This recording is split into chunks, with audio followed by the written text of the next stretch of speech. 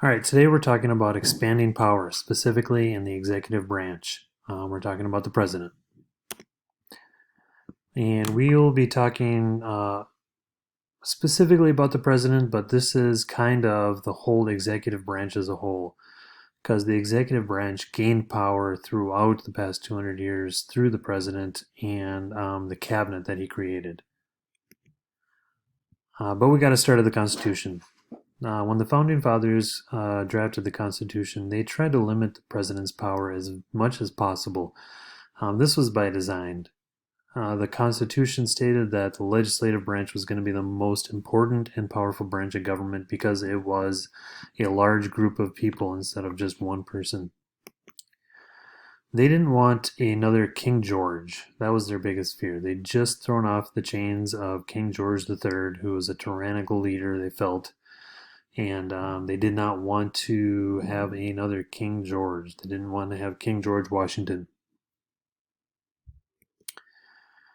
And the presidents agreed in the beginning with this idea. They felt that the president did not or should not have as much power as a king.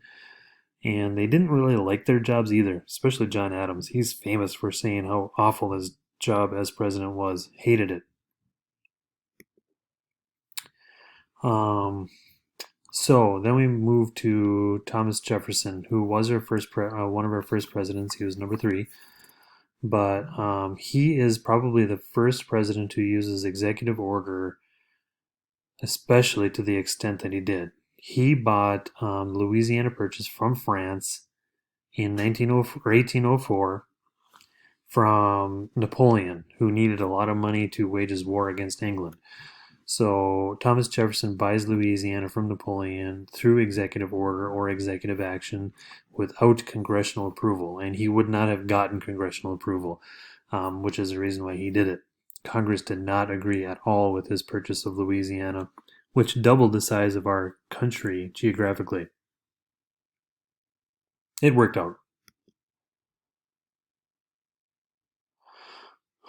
All right, then we move up another 30 years to Andrew Jackson. Andrew Jackson expanded the presidential power because he saw himself as kind of a savior of the Union. He vetoed a ton. He did not like what Congress was doing at the time. He thought the government was too big, so he tried to decrease the size of the government. He was definitely in favor of a powerful president, but only until he was able to do what he wanted to do. Then he felt like he should give Congress their power back, but he vetoed a lot of stuff. Then the Civil War. If you look back in history at the expansion of presidential power over the past 200 years, wartime is probably the most significant changes in presidential power. The Civil War is no exception. When Lincoln waged war against the South, he expanded presidential power significantly, and with the idea that he would stop when the war was over, but unfortunately he was assassinated, and Andrew Johnson, his predecessor, did not give power back. But one of the most famous ways he expanded presidential power was through the Emancipation Proclamation. He used his powers as commander in chief to free all slaves within southern states that were currently at war with the United States or the Union, because according to commander in chief powers expressed by the Constitution, he had the ability to take away any means to wage war against the United States, and the South were using slaves to wage war against the North.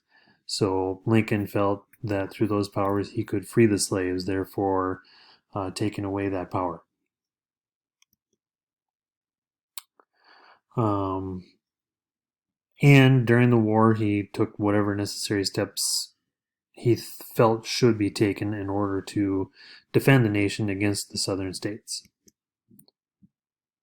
Other presidents used other tactics. Teddy Roosevelt was very famous in using the bully pulpit or stump speeches to sway public opinion toward what he wanted, and that helped expand his power.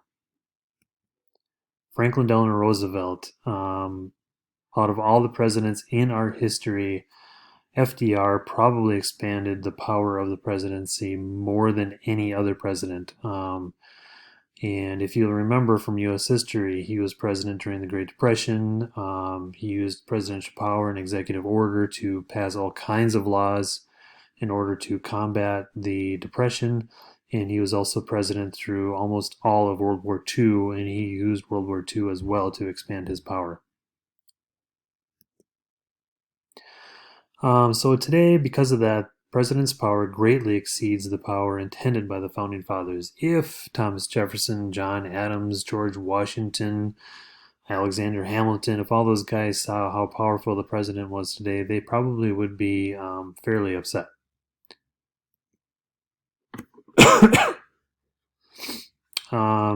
And also, they probably would never have foreseen how powerful the United States would become on a global level, especially since World War II. And because of these two reasons, the president is now considered to be the most powerful person in the world, and rightfully so, even though some could argue that the ultra wealthy people are probably more powerful, but I don't believe that. I think the President of the United States is probably the most powerful person in the world in all his roles. And just to be clear, I think every president who has expanded their power over the years has um, thought that they would relinquish or release that power afterwards, but they never seem to. Once somebody has power, they don't really want to give it up. So it never really happens that presidents, once they gain extra powers, give that power back to the Congress or to the judicial branch or whatever branch. They just don't. All right, that is it for expanding presidential powers. I didn't even talk about LBJ. All right, till next time.